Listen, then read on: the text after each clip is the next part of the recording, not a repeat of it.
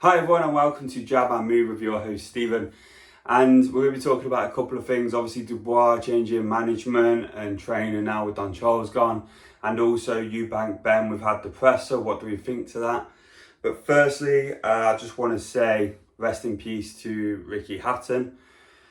I'm not going to go on too much about it because, like I said, I don't know the man personally, but by everything people said, he was a wonderful person, and obviously what he achieved in the ring as a British fighter, not just as a British fighter, but as a world level fighter, was in some ways unprecedented. Some of the fights he had, I remember, obviously, him and Mayweather standing there, Mayweather with the Manchester United kit and stuff, and the Pacquiao fight, and all winning a world title and all the stuff that I've seen him do.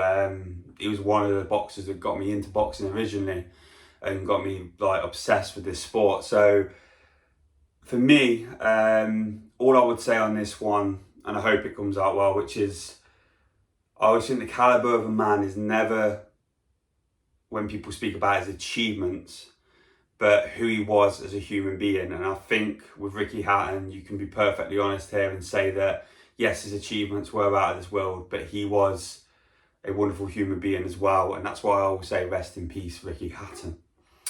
So let's get on to it, guys. We do have a couple of topics I want to talk about. Dubois changing management and trainer is something I want to quickly jump into. He won't be fighting, obviously, I think, for the rest of this year now. He will be coming back in 2026. What do I think to that? I think it's a good move. I don't know about Don Charles being switched as trainer, with mine. I think that's management, maybe. But I would say we all heard about this fucking pre-fight party and stuff that happened before Usyk, which was ridiculous. You know what I mean? You're literally going for the undisputed. Whether it worked against an Asian Joshua or not, it's a completely different story when it comes to, the absolute best of a generation heavyweights. You've got to be a bit more prepared than going around and having a bit of a party and taking videos and stuff before you go off and try and smash someone's face in. But it is what it is. I think it's a good move. Like I say, Frank Warren coming out and saying that won't happen again is also a good move. It shows the seriousness of the man, which we all know anyway. And I think now Dubois really needs to jump to that next level, and I think he will do that moving forward. And I think change of trainer is, I'm not sure about that bit, but change of management and the way he's going to move forward, I think is a good move. And I think we're going to see him winning world titles again. I don't think we'll ever see him undisputed, but I think we will see him winning another world title sort of 2026 onwards.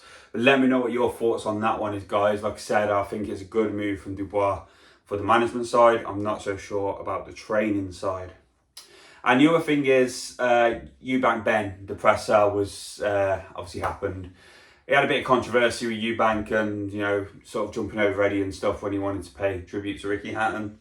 All I'll say about that is, though, I think it was sort of misconstrued. I don't think he meant it that way, Eubank, because I think at the start of the press conference in saying all three of them made great sort of, monologues towards Hatton and stuff. So I don't think it was like that. It's just Eubank's style. He's trying to sell a fight. He wants to get under Eddie Hearn's skin. He doesn't really like Eddie Hearn, I don't think. So he wants to piss him off. And you've seen that that's exactly what he was doing. But it leads to my next point. It's something I've spoken about before with friends and stuff and having this conversation. And I still don't think we do. But do we need a second fight? Is this a fight that we need to see again? Yes, it was a phenomenal, experience first time. It was, I wouldn't say it was the best fight ever, but it all came together at the same time. We had the unknown of the rehydration clause with Eubank. We had the unknown of Ben stepping up the weights. What's he going to do? How's that going to affect him?